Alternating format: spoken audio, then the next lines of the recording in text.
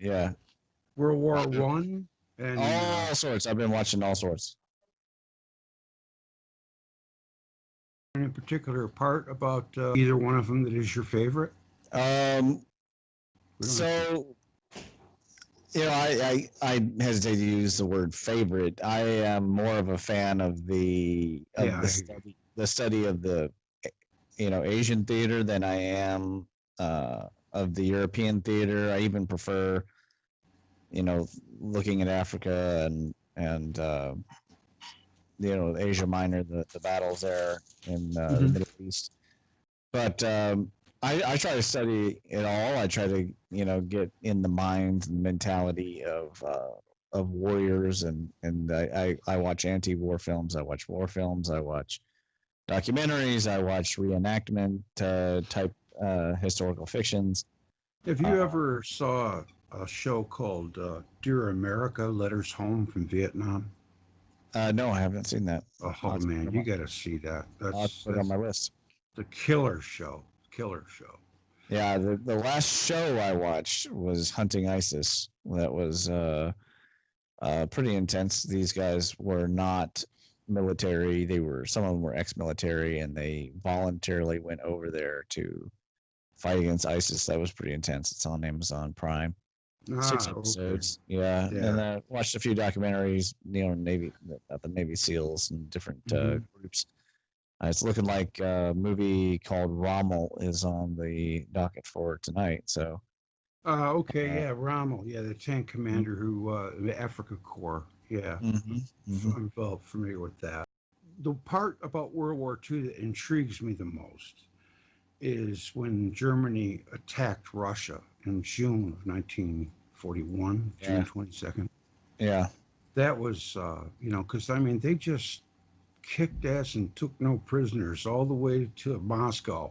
And then the weather turned on them, and then it was, yeah. man, They bit it off more was, than they could chew by oh, yeah, going that deep into the yeah, heart of Russian territory long and lines.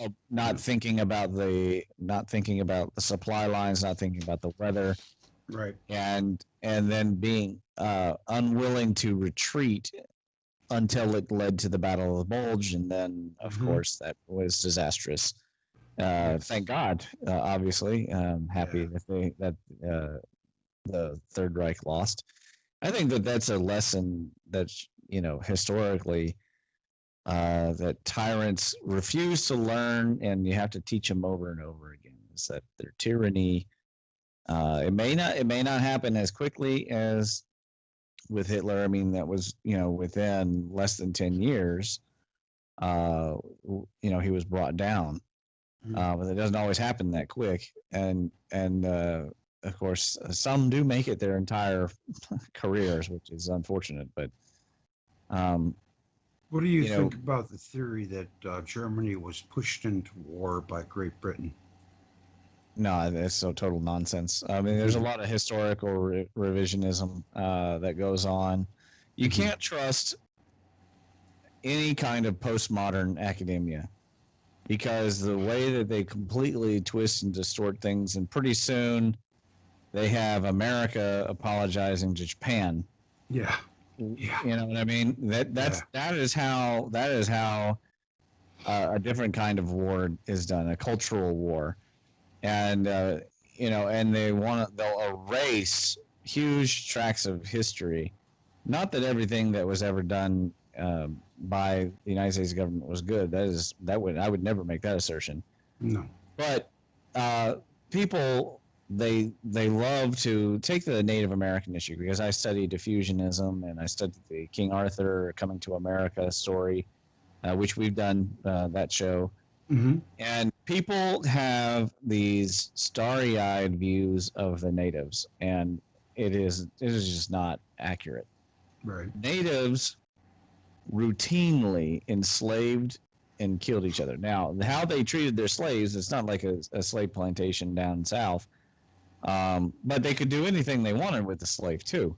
When they Right. captured a warrior, they could boil him in oil or they could adopt him as their son. It depended on whether they liked him and how useful he was. There Right. were many tribes that would absorb other members of tribes, and then when you were officially adopted, you ceased to be of the other tribe because you were considered one of the people, unless you were non-Mongoloid native. So if you were a type of native that was not of the Mongol mDNA strain, you were not one of the people. So, when the Welsh came and then mixed with the Allegui, then created the Fort Ancient were not considered one of the people. But the tradition of kidnapping and then including people into the tribe, that continued. They would do it with white people. In fact, Daniel Boone was captured by the Shawnee. They liked him. The chief liked him so much that he was willing to adopt him into the tribe, and he had to wait a time. I forget, it was more than a year to make his escape. So he had to get them, get their guard down, and then he had to haul butt to get to Fort Boonesboro in time to warn them of the invasion, because they were on him. And this is a man who knew the woods as intimately as anybody. The natives had very differing cultures and societies, and they didn't all. There certainly was no coalition or get together. A few times in history in North America that they actually formed a coalition, it was completely temporary. And then they would return right back to fighting with each other.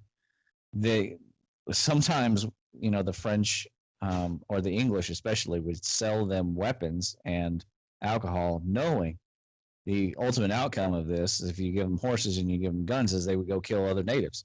So you don't have to do it. So this is how people were back. I mean, just everybody was awful back in the day, and nobody wants to tell that truth. And if you listen to revisionists, they will have you believing that, until Europeans came along, it was all one big kumbaya party over here. And that is not accurate at all. There was enslavement. There was, heart sacrifice to Venus. There was a continual war. And of course, then you had the problems of tribalism in general and subsistence living with difficulties with food and disease, that kind of thing. But they were a very noble people. A lot of the cultures had no word for lying. So they're very noble people. You could almost say, in terms of the civilized world, which means cities, a little bit naive about things, and that might have been part of the downfall. But the bottom line is, none of them considered themselves owners except for a few empires. Those few empires were often hated. So like the Cherokee, they had a large amount of territory. They were hated. The Mississippian culture, they had not only territory, they had forts on hills. Of course, these were Saturnian hill forts, just the same as the different Mexican cultures, same as they did in the British Isles. You building up your regal platforms, and so it gives you authority because now you're closer to the god, you're more like the god. Of course, which goes back to the ancient cosmic mountain. But they were so unpopular they had to put stockades. If people go and visit angel mounds, you will they have an example wall for you to see. I mean, they clearly had to defend themselves, and they had a similar enough religion, from what we can tell from the Chinese text, To the Gates of Fengtu, from when the Chinese met them on the Zheng He voyage. And that was only recently translated, by the way. That's translated within the last 10 years. But the Mississippians, they were more like the Mexica. I mean, they had religious scourings that they would do on, like at Cahokia, on those different mounds. We know from the text what they said those mounds were for, or what different kinds of huts. Well, that was a Saturnian-based, or maybe even more likely a Jovian-based society. And here you have the Fort Ancients, who are descendant of the Allegui. They're mixed with Welsh, and the Welsh have this ancient lineage of Hebrew, mixed now with early Christian tradition. And so you mix all that up, and they made conical mounds. So you have platform mounds on one side and conical mounds on the other side. These two groups did not necessarily get along, I promise you. And that's the irony, is that they were both really having odes to the gods, the same gods. And that is a human I think that's a real problem in the human condition in general. So many religions that have much in common. Take something I hear Christians say, really, and probably I'll get crap for it in your comment section. They'll say Allah is not Jehovah because Allah is the moon god. Okay, but we know now through the Saturnian theory that the crescent that is representative for Islam is not the moon. This crescent is the rotating crescent of El. So we're going back to the Israel, the same original God. Now Jehovah is Jove, so that's where the word Jove came from, right? Jehovah. Jehovah is Jove is Jupiter. So they're harking back to the same origins, but they're just, of course, different parts of the story, because you have the story of the two brothers. Now in India, both Rama and Lakshmana are positive deities. But Rama ends up becoming the one that is worshipped, whereas Lakshmana is, I've never heard of anybody specifically venerating Lakshmana, because Rama does more of the, how would you say, the heroic deeds, moves about more. But Rama and Lakshmana are both part of that original story, where they calm down what is essentially the newborn planet Neptune, and then that monster converts into a god as well, and then you have the early three gods, and so this religion has been there for, I don't know, what, 8,000, 9,000 plus years, and you take it and let's say you transplant it to well, it could be North America, it could be South America, and it was really common in the Middle East. You transplant it, and the people would basically say, "Well, you have all your gods are the false gods." This is very common, of course, in the Middle East. And when they would conquer each other, they would adopt gods, and then they would change some of the actions of gods, because they discovered the same gods, different names, doing the same things, which should have been a hint to them. If they hadn't anthropomorphized their gods, should have been a hint to them that they're talking about the same god. And then they just start assigning them to different places. And pretty soon you have, you have Tyr and Thor, and you have Thor and Odin. And Thor has a split personality. Sometimes is associated with the planet Jupiter, and sometimes with the planet Mars. There's a real common problem trying to bring all this together. But people have I guess, kind of a black and white way of looking at history. And then when you add revisionism, to bring it back, when you add revisionism, we already are suffering from revisionism. And we're trying to strip that away and get back to the origins. If we add now postmodern revisionism, which has some kind of political and cultural agenda, I think it's just going to confuse the issue. Right now, mankind desperately needs to know how similar we are and what our origins were. And I just don't think that all this revisionist stuff, and it's sad to see it when we have video footage of World War II, and still you see people changing everything to suit some kind of agenda. It makes me worried for mankind, to be honest with you. If I had to. I have been for a long time. I want to share something with you. You may or may Yeah, not. go ahead. L. Fletcher Prouty is a guy who worked in the Pentagon during the Kennedy administration, and he was a pilot in World War II. But he was based in Egypt, and when the war, after they dropped the bomb and the war was over, the Japanese surrendered. They had invasion force ready to invade the mainland based in their last battle, which was what, Okinawa? So they had all that stuff piled up on Okinawa. And when it ended, Fletcher Prouty was leaving, and he said to one of the harbor master there with this massive flotilla, he said, "What are you going to do? Send all this stuff back to the States?" And this is 1945. He said, "Hell no. Half of it is going up to Seoul, Korea, and the other half is going to Hanoi." Now, nobody even knew where Hanoi, he knew where Hanoi was because he was a pilot, but he's like, I wonder why that is. The next two wars just happened to be Korea and Vietnam. So that Right. somebody planned those wars that many years ahead of time. Yeah, just Yeah, wanted to say well, it's too bad they didn't plan to win them. yeah, well, they thought Vietnam was going Oh, to end up like a Korea, but it didn't.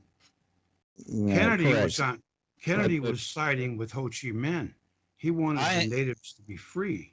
I have an That's what old I have an old warriors mentality. If don't start a war unless you want to finish it and you want to win. mm-hmm. Don't start it to create an armistice or a truce that lasts forever, because they don't last forever. Period. No armistice has ever lasted forever. What do you Always one side will find an advantage. I mean, what as a student of the art of war, I just cannot understand that mentality. And I am also a firm believer that politicians should not be involved in war. It's never really shown to be any good, because they're either too soft and weak-willed, or they make hard decisions that don't have any reality on the battlefield, and that just gets the your best men killed. Because of course, we like fools, we tend to send in our best troops first, and this is everybody does this, uh, not realizing that when they die, then what's left are your non-best troops. And so, when you have politicians making ridiculous decisions, for purely, political points, or undoing them because they want to undermine the previous administrations or the previous decision makers. The downside of that is that the people who are actually shedding blood, are the they're poor? not shedding they're not shedding it for the reason that they wanted to shed it. I I don't mind always if they're poor, because the poor need jobs, and they can uh, go and get a college education. What I mind is, though, war is a that racket now. they well, that's true. They said, I'm willing to give my life for the country, or for my, for an ideal, or for people. Don't waste their lives recklessly for political agendas. You And know, that's if just my opinion. if the president was the first one off the boat, then I think he would be a little bit more reserved in Well, his. that's yes, that's supposed to be of course, that's a tongue-in-cheek kind of thing. You don't want your president. That's never been a good idea, to have your king or whatever, but you want your best generals there fighting. There's a movie I watched. There's a documentary called Res Repro, but people can just watch The Outpost. The Outpost is based on a real situation. It was Afghanistan. They put these Marines into a valley so deep, so steep, that is essentially impossible to defend. At any time, the enemy can see everything that's going on in your base. So if you're showering, they can watch you. They can watch everything. And then expected these men to defend this thing. And of course, just as they decided to shut down, um, the Taliban decided that this is the best time for us to get the glory, and to take them on, and it's a bloodbath. And afterward, a commission launched, and they decided to close several of these outposts that were, quote, Who won the battle? obviously indefensible. Who won the Well, battle? who wins a battle for a dumb place? I mean, not every Marine died, and not every Taliban died, Not you. and we were already leaving. You know what I mean? Mm-hmm. So as we're already leaving, They decided to kill some of our boys. There was a lot of decorated men. Also, Res Repro Outpost. That one had the same situation. There were multiple awards given, but they should have never been put in that situation. So some idiot who never studied the art of war put these highly trained men and assets and physical infrastructure into a place that later a commission said was, quote, obviously indefensible. And based on any art of war now, of course, why would you ever put a base in the bottom of a funnel? I mean, what goes down the funnel? Everything. I mean, it could have been a flood. It could have been anything. And this has happened throughout history. And I like studying secret sciences, and so I study the art of war is one of those.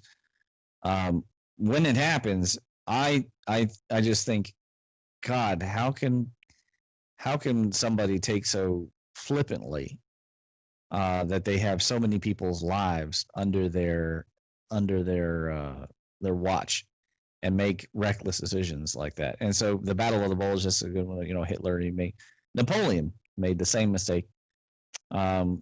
These guys, they get to thinking that they're invincible. I watched recently another one was Downfall, which got internet famous because it was memeified with Hitler yelling about everything, and people replace it with pop culture stuff. But in Downfall, you're watching Hitler have just the most deluded rants and creating plots and intrigues when they have no power. I mean, the Russians are in Berlin, so the story takes place when it starts when the Russians are entering the city and they're in the bunker, and just the amount of delusion. And watching Eva Braun, dancing about, and you're thinking, what is wrong with these people? Yeah, they're acting like they're having a party. Yeah, and they've already lost everything, and they're talking about how they're going to keep socialism alive, and get rid of the international Jewish conspiracy and all this stuff. I'm like, God, the amount of delusion going on here, and personal cult, the belief in this Der Fuhrer, that he is going to create, he's going to concoct some kind of secret plan. And even at the end, I mean, he's just making it up on the spot, like he's got this secret plot. This woman's like, "You are the most brilliant man ever." I'm thinking, oh my God, this kind of stuff really happens, and we've seen the research on it. Groupthink is dangerous. Sometimes you see social experiments; those are always cute, but they're still really, really dangerous. And there are certain sciences that we have not delved deeply into that are biting us still. Like nonlinear dynamics. There's the new secret science that I've been really getting into lately is operations research. I don't know if you've ever heard of this field. Do you know what I'm talking about? Operations research? No, I'm sorry. I don't. It was a field of science and mathematics invented in World War II, with some roots that go back before, but basically since World War II. And very few people know about this field of research. And if people want to learn more, you can subscribe to they have a journal called Informs, all caps, Informs, which has a YouTube channel. And they do things like, remember that when UPS announced that they would stop making left turns? Yeah. Okay, Yeah. well, I actually spoke to the guy who gave a TED conference, but I've actually spoken to that VP who did that, and that was all operations research. And it was all sorts of calculation and mathematics, and there's lots of different kinds of theories, queuing theory and gaming theory and Simplex method and that kind of stuff. And we have huge amounts of sciences that we have never ever explored, and now here's one I discovered. We've explored it for what is 80 years, almost like 70 years, 80 years, and almost no one knows about it. And only the biggest corporations use operations research to design, but it is affecting everything because it covers computational algorithms, it covers project management, of course, increasing profitability, compares it's all sorts of subjects under computation. And imagine how many secret sciences that are out there that maybe we don't know about, but also maybe ones that only a few people know about. And if we were able to tap into them, could make a difference in either our lives or in society's future. It reminds me of, how much did Tesla know that no one explored? He provided all that data to the FBI, and then they said, okay, we'll call you if we need you. Then he dies. They come in and they take all of his stuff, claim they don't. Of course, they did. Take his stuff, and then later on release just the stuff that they don't need anymore. And isn't it mysterious? The entire 20th century goes exactly how he describes in his autobiography. So, in my opinion, he must have tapped into something. It's sort of like my concept of bubble popping, but instead of your mind moving into different kind of bubbles of reality to have different experiences. Usually with me, it's either happens when I drive or listen to music.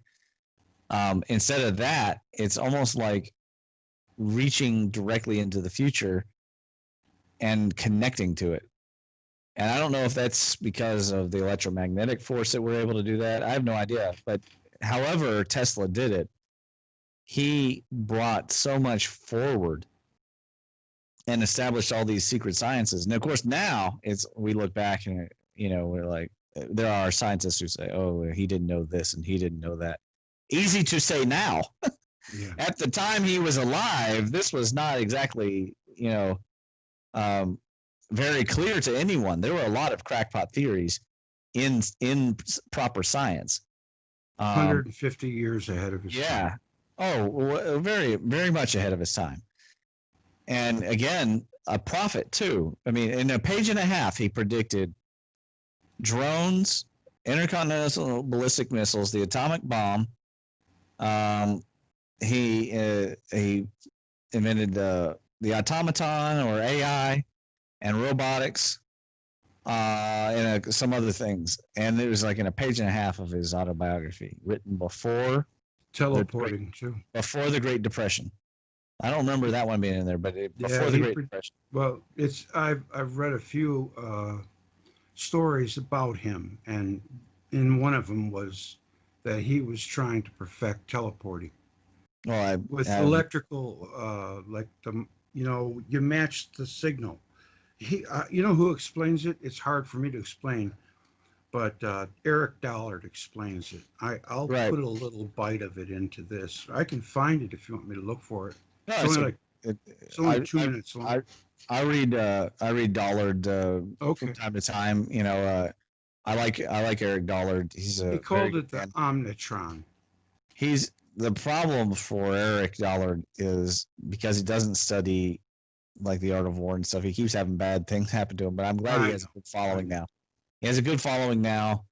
There have been so many good men like that who have been held down, held back because they don't study the positional sciences, like either martial arts or something like that, and it's always tough to watch.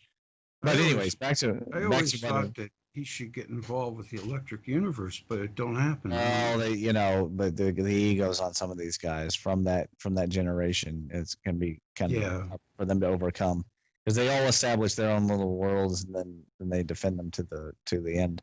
He has a couple priceless lectures on Oh yeah, no, they're grainy, but they're beautiful. The history of 3 hours and stuff. Yeah, it's good stuff. I would have liked to have been there, for those talks. So the way I want people to think about this futurism concept, I want you to imagine, all right, mankind was, let's take, for example, flying. Mankind has been imagining it could fly since the Greek times. But it was always considered sort of a metaphor for people who dream too high and you'll burn up in the sun. Your wings of wax will melt. Da Vinci made a serious attempt, but he didn't have the power. I think he could have been successful if he had the internal combustion engine, but obviously he did not have that. So no one was able to make an attempt, but we had a basic concept of something like a bird to take flight because we had a model. Mhm. Okay, so you get where I'm going with that, right? Yeah. Now, but no one uh, in the before history, like in ancient history, sat there and thought, giant balloon. If we just pump it full of air, either hot air or helium, it'll float. Now, Right. somebody actually came up with that concept. And whether it was accident or not, I haven't studied. But that is a separate and unique idea that led, of course, towards the Zeppelin. The Zeppelin did not work out, but it was going to be a thing until, of course, the Hindenburg. Yeah. But again, that concept is based in mythic history from something we've observed. Plus, we have birds. But the balloon, that is pure innovation. Mm-hmm. How many other ideas exist out there that we have not downloaded? And Right. is it possible through the electric force to reach forward in time? Because in the quantum electric world, we know that time is not really a factor. Is it possible for us to reach forward or backward in time and draw those ideas? Certainly in my life, I've reached backward in time and found information that has been considered by most to be rather lost or buried information and brought it forward. And it always, the neat thing that happens is it always is sort of an aha. Oh, yeah, duh, that makes sense, you know? Um, Yeah. You also have those aerodynamically sound, what they say are bugs that were made in Brazil. You know what I'm talking about? no, I do not. But if you're They're talking about a like, new part, you're they're talking like, about a new part of some kind? yeah, they look like jet aircraft, to be honest with you, Oh, okay. Yeah. but they're like, they say that the mainstream says they're beetles or some shit. I don't know. But Right. but they can fly. They've made them and tested them, Yes. I've and seen they that they fly. did that with the Egyptian Yeah, hieroglyphics. I've seen that they did yeah. that. But again, those things are based on something we know about. When I you're understand. talking Yeah, about the pure bird. innovation, Yes. what sciences, what inventions have we not thought of that if we totally connected ourselves, if we didn't have any distractions and we didn't have any radiation and toxicity blocking our gates and channels, our electrical circuits inside of our bodies, No doubt. what would we download that Mm. either from the past or even better from the future that can improve the human condition right now, or whether it's our life or everybody's in general. That kind of concept really intrigues me. Mm-hmm. I think that there have been a few people who did that, and I don't know if they were savants per se. I don't know, like Tesla, he is obviously a savant. Um, but do people like Buckminster Fuller or Arthur C. Clarke um, or Jules Verne, are they just being purely creative, or is there some kind of physiological process that's happening inside their brain? I have no idea, but that interests me more. I don't understand the desire of some people to want to look back at actual history and then create fantasies out of it when we have so much untapped universe that we can fantasize into, and Mm-hmm. some of it, some percentage, some small percentage can be downloaded because it's real, like the AC motor. Okay, you can imagine, I can imagine an everlasting energy generator that spins in my head. That does not make it actually possible. Tesla actually saw this AC motor generator setup that would actually work. And in his mind, it worked before he built it.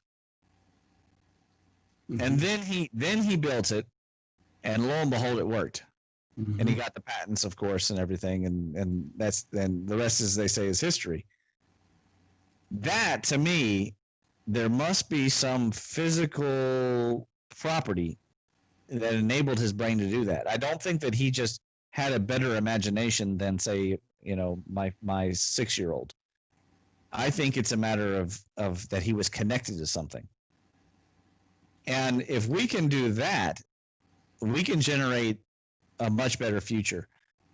But going back and trying to, rewrite the past, like rewrite how World War II went about, and blame the British instead of the Germans, I don't understand that. And I think that it's small-minded people who do those kinds of things, and I think they're dangerous, is my opinion. And plus, I think it's disrespectful to the people who died, both the Germans and the British, who died in that war, to change the history to suit a political narrative now is really quite beside the point. And it's a misuse. I think it's a misuse of consciousness. Yeah. For some reason, the Wehrmacht in World War II was very popular in America. I don't know why. More so than any other foreign army. Yeah, I don't know. Don't have a like they're like proud of the Waffen SS. I mean, you just go ahead and search it on. You see it like don't mess with the Waffen SS. There's people out there like that. Yeah, I don't. But you see, I know there are, like but I don't hang around them. No, because no, I don't. Like my business partner is like me. He's a futurist. We're interested in not where Musk is wrong, but where Musk is right and where he could be more right, and how can we get to that place? Because we cannot, as a species, where we're at now, with what we've done in unlocking the weapons of the gods and spending inordinate amounts of money on, I don't know if we did that subject talking about the amount of money that we spent on the end of the world materials and weapons of the gods. Mm-hmm. But it's a huge amount of money. It's an amount of money that most people would be depressed to understand, in terms that they would understand it, not just whipping out numbers. I'm still amazed we've never had one accident with a nuclear weapon. Can you believe that? Well, well, we have had some accidents, but not I know what you mean. Yeah, with one going off. Arrows. No broken arrows, right? Give it time. But that scares me, man. I don't ever want to see that. I don't know. No one should want to. It's our worst nightmare. It really is. Well, that's not my worst nightmare, but it was when I was a kid. Well, yeah, okay. The Earth flipping over would probably be. Yeah. There's in terms of now that I've grown up, I've realigned my catastrophe scales, and now I understand. Yeah, I mean, when your smallest cosmic thunderbolt starts at Hiroshima or Bikini even, and then they go up from there to forms Grand Canyons in a kind of a single pass by. That's pretty rearranged. That rearranges your thought about how the universe really works. And really, actually, the thunderbolt that put this in perspective, the thunderbolt between Venus and Mars when they were coupled together, of course, massive, right? I mean, this stuff would vaporize whole states. Everything would be melting or vaporizing. That is nothing. Yeah, like 10 miles wide. Yeah, that's still nothing. I know. Compared to the electricity that would have been exchanged between Saturn and Jupiter when they first split, when Shamash first split, and then the bolts that were coming out of Neptune when it was born were reaching way out there. Well, all of those pale in comparison to what the sun can do. And the sun is, of course, small potatoes in the worlds of stars, let alone you add in magnetars and pulsars and quasars. So it just boggles the mind. But anyways, so when I look at Musk, we're at a place in our species history we've cornered ourselves in through the development of these weapons, the overuse of the environment on the topical surface. Okay, it's not a problem to mine; it's a problem to mine the land that you need to have for forest and for water and fish and farming. That's a problem. And now we backed ourselves in the corner, and now we're going to rely on one man or one company or one set of ideals to diversify our egg basket, so to speak. It's unreasonable. The entirety of the species needs to come together for a plan for how to well, first we got to obviously establish a moon base and learn how to get out into space and harvest asteroids and work with electricity and plasma in space. And then we got to terraform Mars. We got to move atmosphere from somewhere, probably from Venus, but back to Mars because it lost its atmosphere. And we got to somehow terraform a planet like Venus or Titan or something, also, so we can have multiple backups for all sorts of species, not just our species. We can't be selfish. All sorts of species, because this planet is no longer around its mother and it is in a precarious position. When we were around our mother star, I mean, it might have been a precarious position, but I tend to think it was probably a pretty stable condition. We were constantly being fed atmosphere and water. There's nothing that proves that we're in a stable condition around the sun. We think so because the gravity is strong, but we don't know if the sun changes its behavior, what that will do.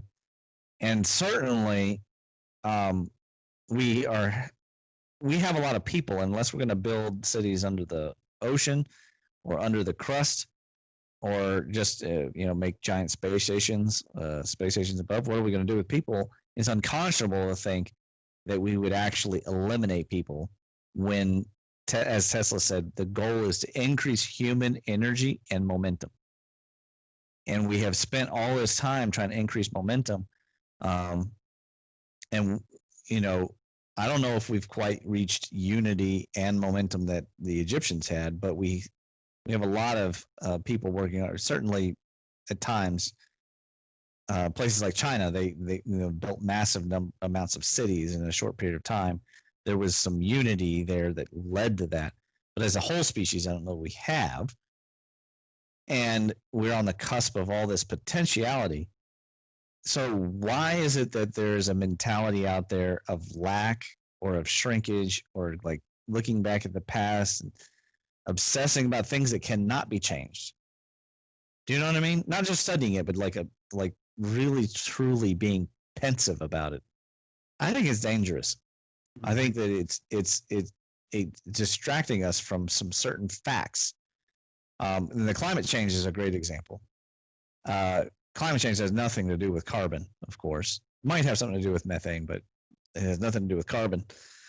Yeah, it's not man. And it's going to happen. It's just it's a fact. It happens. Climate change is, and it has always been. The entire solar system is actually. All the climates are changing. Yes. What are we going to do other than just bicker back and forth? Because that doesn't do anything. Give up ground to the water. That's what we're going to end up doing. Well, yeah, of course, but also, we could actually take advantage of the situation. You know what I mean? Mm-hmm. There's reacting to a situation poorly. There's reacting to a situation decently.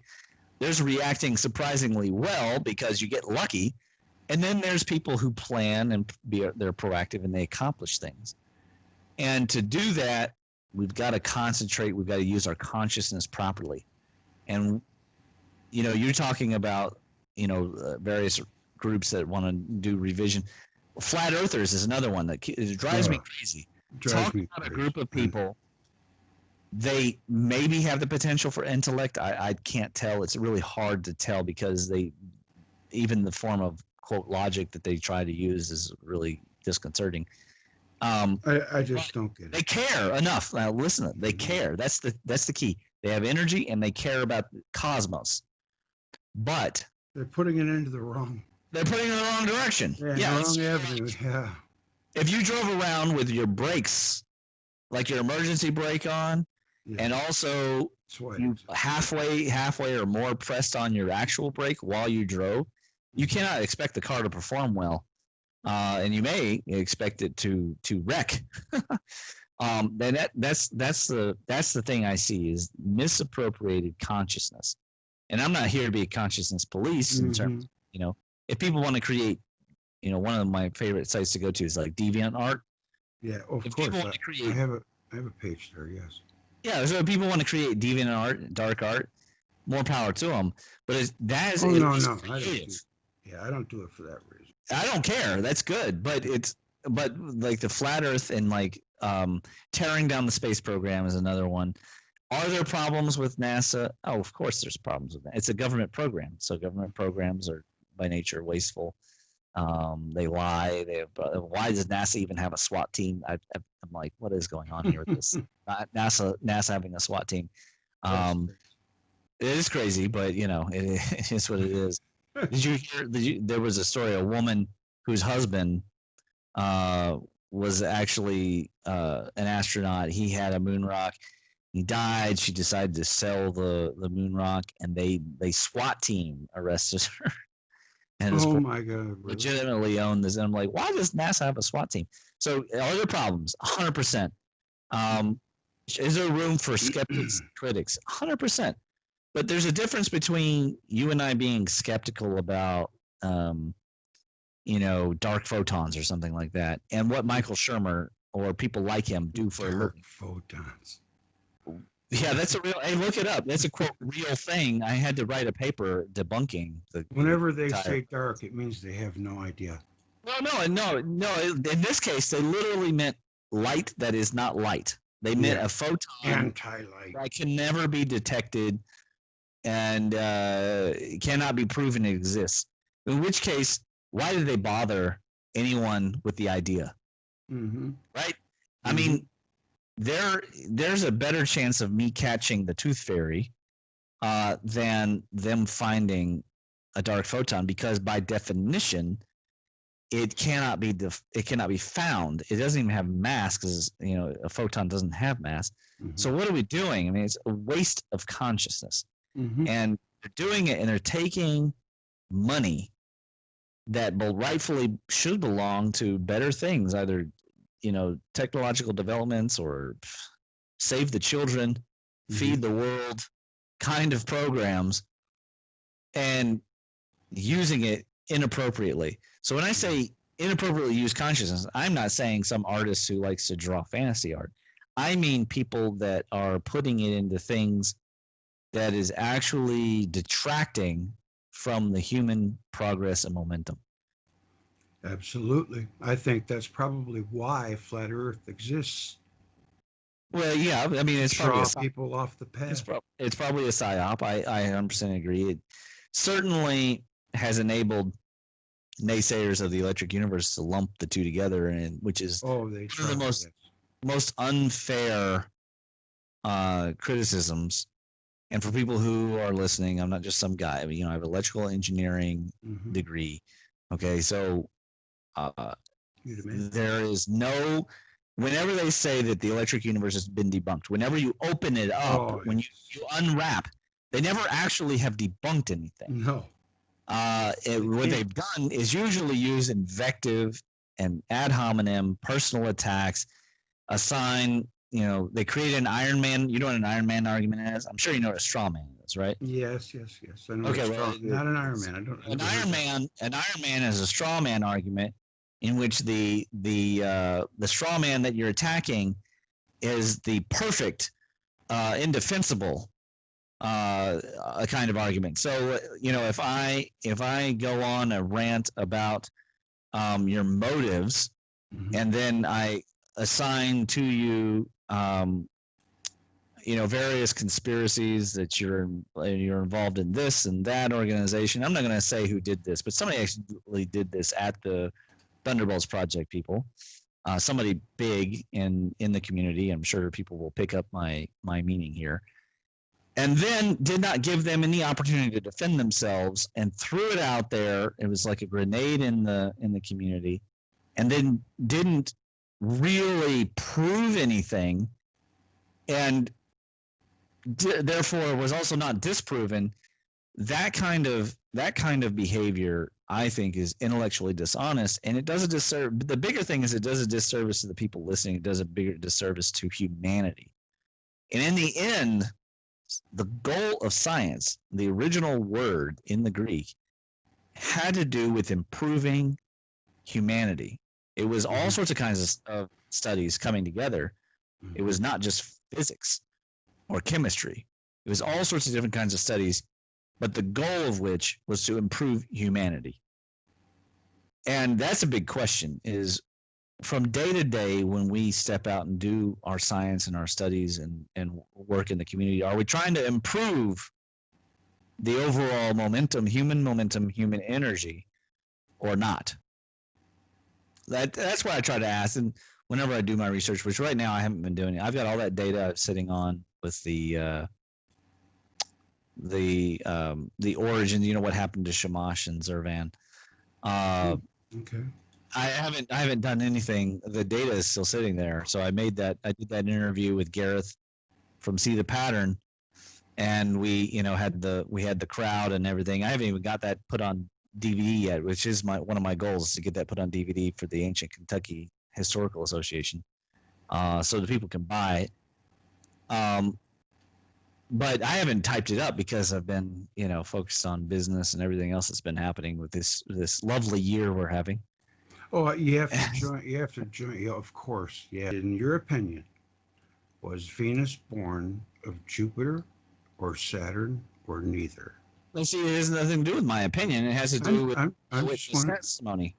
Okay. The Nahuatl is unequivocal. Okay. It was born of Quetzalcoatl, and it was Saturn. Really? Now the thing is Okay. that it is not 100% clear why, and it's also not clear that everyone had the same view in terms of the actual eyewitness, like seeing it come out. But in the Nahuatl, it says, Quetzalcoatl walked down into the ocean, and then he opened his mouth. He caught himself on fire. He opened his mouth, and from him, his heart emerged, and it goes from him to it became the morning star. So very clear. It's unambiguous. And that's classical Nahuatl being translated. That Venus came from Saturn. Well, they call it Quetzalcoatl. I wonder why Velikovsky was so adamant about it being from Jupiter. Because, and I'll tell you what my theory here is. He knew Saturn flared. But that's a totally different era.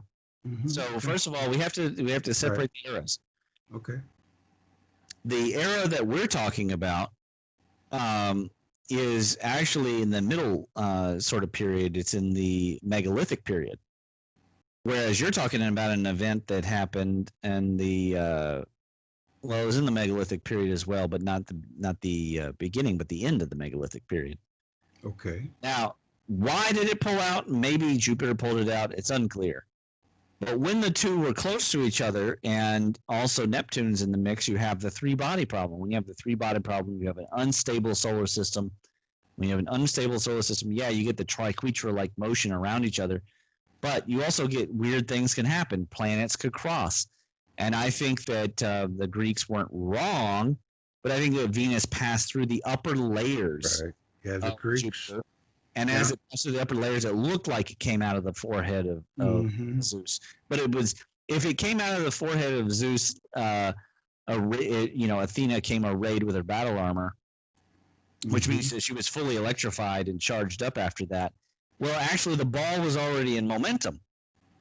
Okay, so it must have been considered a different god, according to the Greeks, a different goddess at that time, or even god. But it may have had to do with Mercury. Maybe the two passed within each other. Somehow Mercury got slung towards the sun.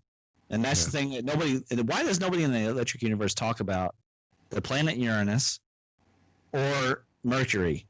Those are two key identifying players in the story. The only thing I ever heard said about Mercury was from John Cook. He said that Mercury is the sun's moon. The sun's moon. I think that's That's total nonsense. I'll be honest with you. And I have a lot of respect for John Cook, but when you look at Mercury, it's not only is it historically um, Zeus is Mercury or Hermes. Historically, is Zeus's envoy, but its composition, it looks very much like a Jovian body. So there's not any real reasons to suspect that that a star of that size would keep a moon. It would more than likely either swallow it up or have something much larger. Whereas Mercury fits exactly the prototypical Jovian body. It and our moon are both Jovian bodies from all the evidence that we can add together. So the red spot is just a storm, and the size is just a Well, I coincidence. wouldn't call it just a storm. I would say that there's something interesting electrical going on there, but it's probably some kind of connection that has to do with the sun. But we don't know. I mean, we don't know enough.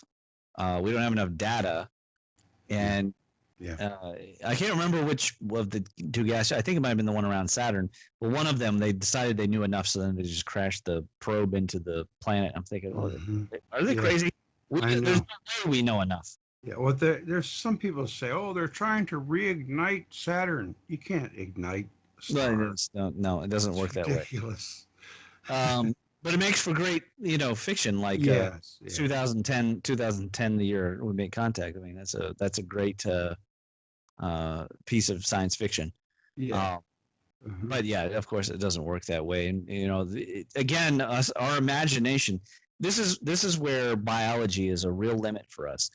We have hundreds of billions of neurons, and that's about the limit of what we can think of. That's about where we kind of lose it in terms of connection to anything broader, because it becomes very difficult for us unless you're some kind of savant or know mathematics. It's very difficult to envision numbers on a very small scale in the beyond hundreds of billions or beyond 100 billion itself. Well, similarly speaking, for us, a powerful person is either very rich or political, or they're like Mike Tyson and they can punch someone out. All of those, in terms of joules, are not even a fart in the wind of power. Electrically speaking, no human can generate very much power at all. And there's a really great discussion of this issue in terms of communication with aliens in the three-body book trilogy, which is Liu Cixin's trilogy.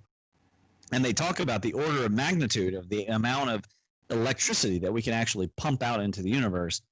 We really cannot make any kind of realistic communication beyond our nearest star neighbor, and maybe even not that far. We just really don't have the ability to pump it out. And there's too much dust. There's too much, plasma and magnetic interference in the cosmos around us, and even in just our interstellar space or intrastellar space here, because of the sun, it just washes out. We have the same problem here on Earth when we try to pass radio signals. Of course, people who listen to AM radio are familiar with this, or FM if you go out of range of your city. That the atmosphere interferes with the propagation of that signal. This, though, is really an issue of power level, and power level is going to be an issue of how much can you generate. The way that we're generating has a limit because we are trying to push, but that's not how nature does it. When nature induces, let's say like the moon going around the earth, it's not pushing through. It is being pulled and drawn through.